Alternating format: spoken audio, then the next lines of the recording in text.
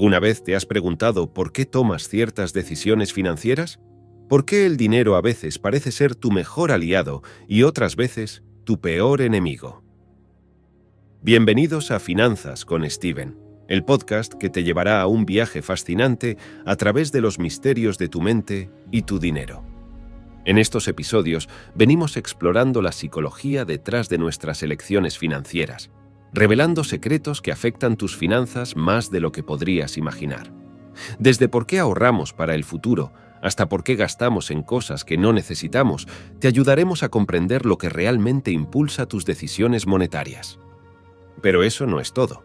Seguiremos analizando este libro La psicología del dinero, bestseller, con 2 millones de ventas, aprendiendo de su autor, el experto en finanzas, psicología y éxito personal, Morgan Housel, para que comparta sus conocimientos y consejos sobre cómo puedes tomar el control de tu relación con el dinero y alcanzar tus metas financieras. Así que, si estás listo para liberar el poder de tu mente en el mundo de las finanzas, si deseas dejar atrás las malas decisiones y descubrir tu camino hacia la seguridad financiera, entonces este podcast es para ti. Prepárate para explorar la psicología detrás de tu billetera y transformar la forma en que te relacionas con el dinero. Bienvenidos a Finanzas con Steven, el podcast que cambiará la forma en que ves tus finanzas. Resumen del capítulo 11. Mejor razonable que racional. Este capítulo me hizo pensar en lo importante que es ser razonable en lugar de fríamente racional, especialmente cuando se trata de nuestras finanzas. El autor comienza explicando que somos humanos, con emociones y no simples hojas de cálculo. Nos lleva un tiempo darnos cuenta de esto, pero cuando lo hacemos, descubrimos que es una de las partes más cruciales en el mundo financiero. En lugar de ser fríamente racional al tomar decisiones financieras, nos anima a ser razonables, lo cual es más realista y sostenible a largo plazo. Luego, nos cuenta una historia interesante sobre Julius Wagner Jauregg, un psiquiatra del siglo XIX. Wagner Jauregg notó un patrón. Los pacientes con sífilis se recuperaban si tenían fiebre por otras razones. Basándose en este principio, comenzó a inyectar fiebre tifoidea y malaria a pacientes con sífilis como un tratamiento. A pesar de los riesgos y dificultades, logró un éxito notable y ganó un premio Nobel de Medicina. Esta historia ilustra cómo algo aparentemente irracional puede funcionar. El autor compara esto con cómo a menudo reaccionamos ante la fiebre en la vida cotidiana. Aunque la fiebre puede ser beneficiosa al combatir infecciones, la mayoría de las personas la tratan como algo malo y buscan eliminarla rápidamente. Esto nos muestra cómo a menudo actuamos de manera irracional en lugar de razonable debido al dolor que implica la fiebre. En el mundo financiero, también hay situaciones en las que lo que parece irracional puede ser razonable. El autor menciona que las estrategias financieras a menudo no son óptimas desde una perspectiva puramente matemática, pero pueden ser razonables si nos hacen sentir cómodos y comprometidos con ellas. La clave es maximizar cómo dormimos por la noche. El autor también destaca que la gente a menudo elige inversiones basadas en emociones y familiaridad en lugar de números fríos y duros. Está bien, siempre que sea razonable y te haga sentir cómodo. Este capítulo del libro resalta la importancia de ser razonable en lugar de puramente racional en nuestras decisiones financieras.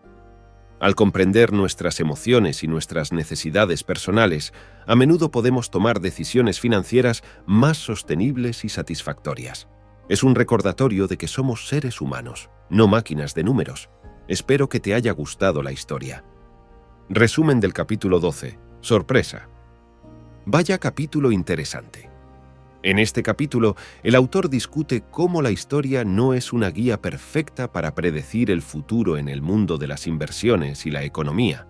Comienza señalando que la historia es principalmente el estudio de eventos sorprendentes y que, irónicamente, a menudo se utiliza como una guía incuestionable del futuro. El autor destaca cómo muchos inversores tienden a cometer la falacia de ver a los historiadores como profetas, confiando demasiado en datos pasados para prever condiciones futuras.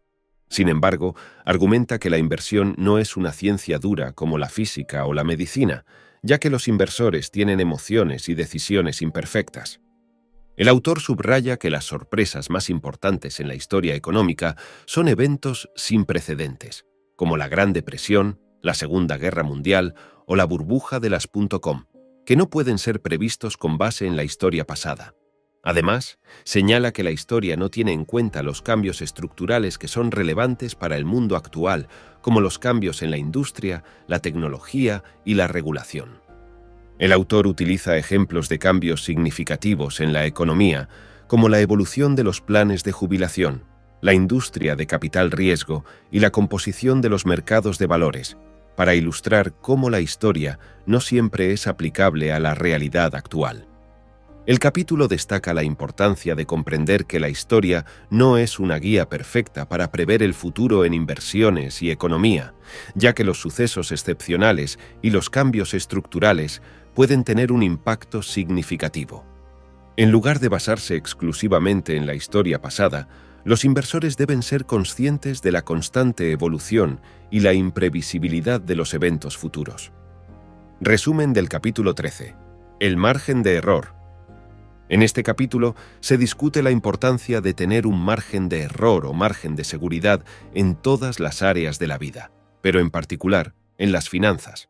Se comienza explicando que la parte más crucial de cualquier plan es prepararse para cuando las cosas no salgan según lo planeado.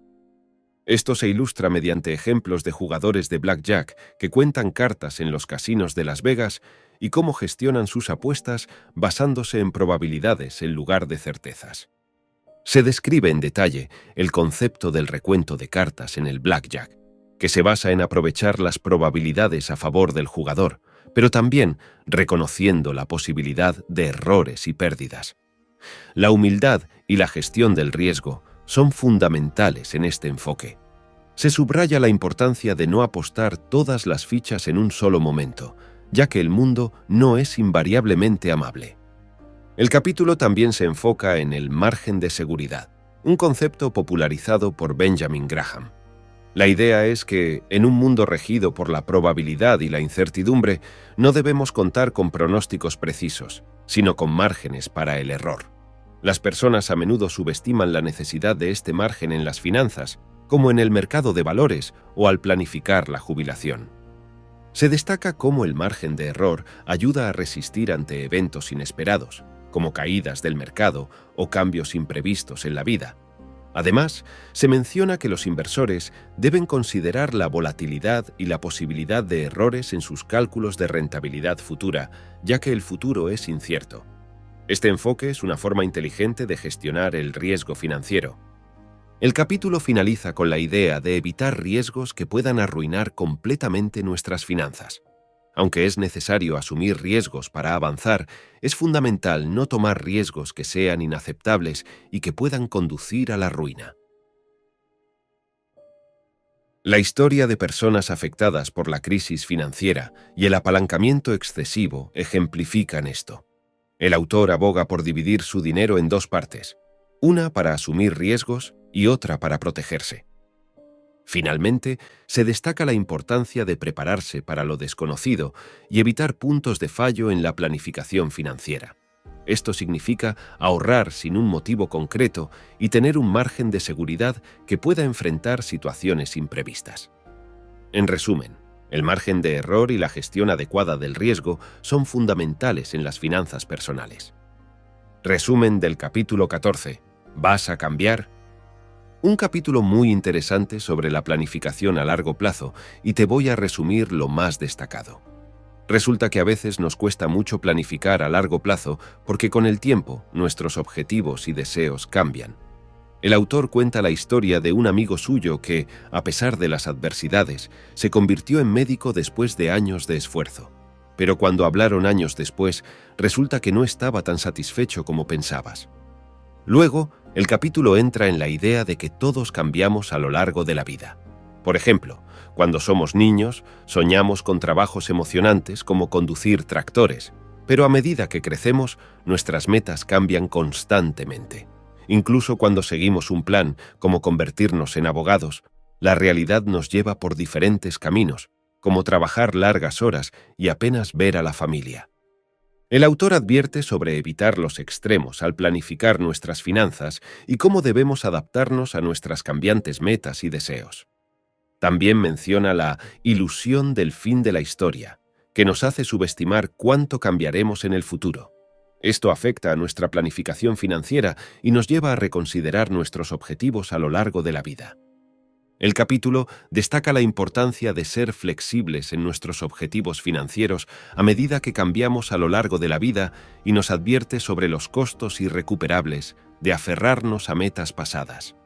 Planificar a largo plazo es esencial, pero debemos ser conscientes de que nuestra visión del futuro cambiará y debemos estar dispuestos a ajustar nuestras metas en consecuencia. Muy interesante y relevante para nuestras vidas.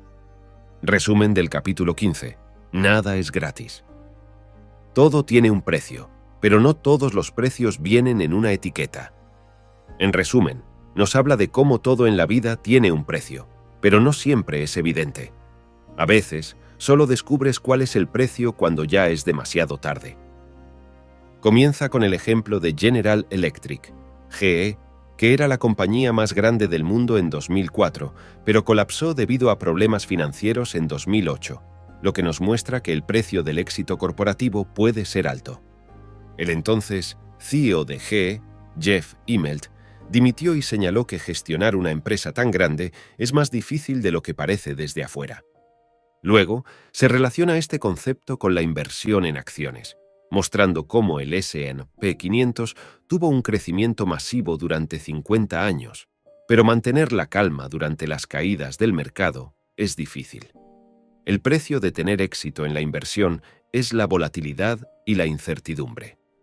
El autor también menciona cómo algunas personas tratan de evitar este precio, como los inversores que intentan comprar y vender constantemente para evitar la volatilidad, pero a menudo terminan obteniendo peores resultados. Finalmente, se habla de por qué es tan difícil para las personas pagar el precio de la inversión exitosa. La volatilidad no se ve como una tarifa por el éxito, sino como una multa por hacer algo mal. El autor argumenta que debemos cambiar nuestra percepción y ver la volatilidad como una tarifa de entrada para obtener ganancias a largo plazo en el mercado de valores. La clave es descubrir cuál es el precio y estar dispuesto a pagarlo. Resumen del capítulo 16. Tú eres tú y yo soy yo. Este es un capítulo realmente interesante. Habla sobre las burbujas financieras y cómo la gente toma decisiones de inversión, a menudo con horizontes temporales y objetivos diferentes. El autor comenta que la razón comúnmente aceptada para las burbujas es la avaricia, pero sostiene que esto simplifica demasiado las cosas. En su lugar, sugiere que las burbujas se forman cuando los inversores siguen el ejemplo de otros que están jugando a un juego financiero diferente. El autor comparte ejemplos de burbujas pasadas, como la burbuja de las .com en los 90 y la burbuja inmobiliaria en los años 2000. Explica cómo los inversores con horizontes temporales cortos a menudo se centran en la inercia de ganancias a corto plazo, lo que atrae a más operadores a corto plazo. Esta inercia crea burbujas cuando los inversores a largo plazo comienzan a seguir el ejemplo de los operadores a corto plazo, sin darse cuenta de que están jugando a juegos financieros diferentes. El autor subraya la importancia de entender tu propio horizonte temporal y objetivos financieros para no dejar que las decisiones de otros te influyan. También enfatiza la importancia de no caer en el pesimismo o el optimismo extremo y mantener el enfoque en tu propio juego financiero. En resumen, el capítulo destaca cómo es fundamental identificar y seguir tu propio camino en el mundo de las finanzas. Es un consejo valioso para cualquier inversor. Resumen del capítulo 17. La seducción del pesimismo. En primer lugar, el autor nos dice que el optimismo a menudo suena a un argumento comercial, mientras que el pesimismo puede parecer alguien que intenta ayudarte. Sin embargo, el optimismo es la mejor apuesta para la mayoría de las personas, ya que el mundo tiende a mejorar a lo largo del tiempo. El pesimismo, por otro lado, ocupa un lugar especial en nuestros corazones. A menudo lo consideramos más inteligente y cautivador intelectualmente que el optimismo. El autor destaca que los pesimistas atraen más atención que los optimistas, a pesar de que la historia y los datos a menudo respaldan el optimismo. El capítulo aborda cómo la gente tiende a prestar más atención a las malas noticias y al pesimismo que a las buenas noticias y al optimismo. Se mencionan ejemplos de pronósticos pesimistas que a menudo se toman más en serio que los pronósticos optimistas. Además, se explora por qué es más fácil crear un relato pesimista, ya que los contratiempos suceden rápidamente, mientras que el progreso a menudo es gradual y requiere tiempo. Finalmente, se destaca que las expectativas pueden afectar la forma en que percibimos el mundo y que a menudo es más satisfactorio ser optimista y estar agradablemente sorprendido cuando las cosas van bien. El capítulo subraya la importancia de mantener un equilibrio entre el optimismo y el pesimismo en nuestras vidas. Resumen del capítulo 18. Cuando vas a creerte cualquier cosa. Imagina a un alienígena que llega a la Tierra para controlar nuestra economía. Se da cuenta de que, entre 2007 y 2009, la economía aparentemente no ha cambiado mucho cuando sobrevuela Nueva York en Nochebuena de ambos años. Todo parece igual. La gente disfruta. Los edificios de oficinas, las fábricas y las universidades siguen siendo los mismos. A pesar de algunos avances tecnológicos, la economía en sí parece estable o incluso mejor en 2009. Sin embargo, cuando revisa las cifras, se sorprende al ver que las familias estadounidenses han perdido alrededor de 16 billones de dólares entre 2007 y 2009, hay 10 millones más de desempleados y el mercado bursátil ha perdido la mitad de su valor. Se da cuenta de que lo único que cambió fue la narrativa que la gente se contaba sobre la economía, de la estabilidad de los precios inmobiliarios y la prudencia de los banqueros en 2007 a la incredulidad y el miedo en 2009. Este cambio en la narrativa tuvo un impacto masivo en la economía. A pesar de que las capacidades y recursos seguían siendo los mismos, el cambio en la percepción provocó una serie de eventos negativos, como impagos hipotecarios, pérdidas bancarias y despidos en cascada. Los relatos que nos contamos a nosotros mismos sobre la economía son cruciales y pueden influir en la realidad económica. El capítulo también explora cómo las ficciones tentadoras influyen en nuestras decisiones financieras. Las personas a menudo creen lo que quieren que sea verdad y se aferran a relatos que sobrevaloran la probabilidad de que ocurra. Esto se relaciona con la ilusión de control y la dificultad de aceptar la incertidumbre en finanzas. En resumen, la narrativa y las ficciones tentadoras pueden ser más poderosas que las estadísticas, y todos creamos nuestro propio relato interno para dar sentido al mundo, incluso cuando nuestras percepciones son limitadas. Este capítulo destaca la importancia de ser conscientes de nuestras propias limitaciones y de la influencia de las narrativas en nuestras decisiones financieras. Además, enfatiza la necesidad de considerar el margen de error y la flexibilidad al tomar decisiones en un entorno de incertidumbre. Resumen del capítulo 19. Recapitulemos. Este capítulo es un resumen de lo que hemos aprendido sobre la psicología de nuestro propio dinero. Es genial que sigas leyendo el libro. Comienza con una historia sobre un desastroso viaje al dentista en 1931. Que ilustra los peligros de recibir consejos sobre el dinero sin nuestro consentimiento. La historia del dentista resalta cómo en el pasado los pacientes no tenían voz en sus decisiones médicas. De manera similar, en finanzas, nadie debería decirte qué hacer con tu dinero, ya que cada persona es única. Sin embargo, los asesores financieros tienen conocimientos valiosos sobre cómo funcionan las finanzas, pero tú decides qué es lo mejor para ti. El autor ofrece consejos financieros prácticos, como ser humilde y compasivo en tus decisiones, administrar tu dinero para dormir bien por la noche y alargar tu horizonte temporal como inversor. Además, destaca la importancia de aceptar que las cosas no siempre saldrán bien y que debes centrarte en tu cartera en su conjunto. También enfatiza que el dinero debe ayudarte a obtener control sobre tu tiempo y que la humildad es más impresionante que las posesiones. El ahorro es fundamental, incluso sin un objetivo específico, ya que la vida está llena de sorpresas. Define el coste del éxito, asumiendo que nada valioso es gratuito y valora el margen de error en tus decisiones financieras. Evita los extremos, Define claramente el juego en el que estás participando y respeta la diversidad de enfoques financieros. Resumen del capítulo 20. Confesiones. Este capítulo trata sobre la psicología detrás de cómo gestionamos nuestro dinero y cómo nuestras creencias personales influyen en nuestras decisiones financieras.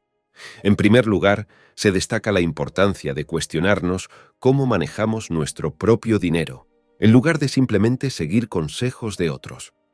Luego, se menciona que muchos gestores de fondos de inversión no invierten su dinero en sus propios fondos, lo que revela una cierta hipocresía. Similarmente, se compara esta actitud con la de los médicos que, a menudo, optan por tratamientos finales diferentes a los que recomiendan a sus pacientes.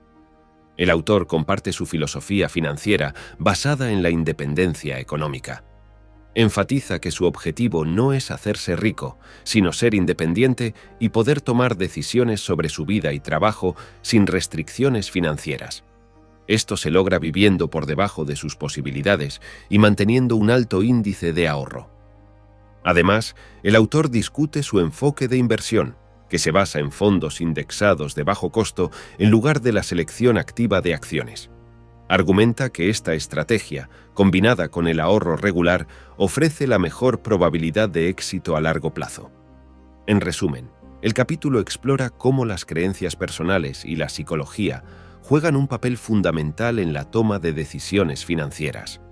El autor destaca la importancia de la independencia financiera y comparte su estrategia de ahorro e inversión basada en la simplicidad y la paciencia para alcanzar sus objetivos financieros.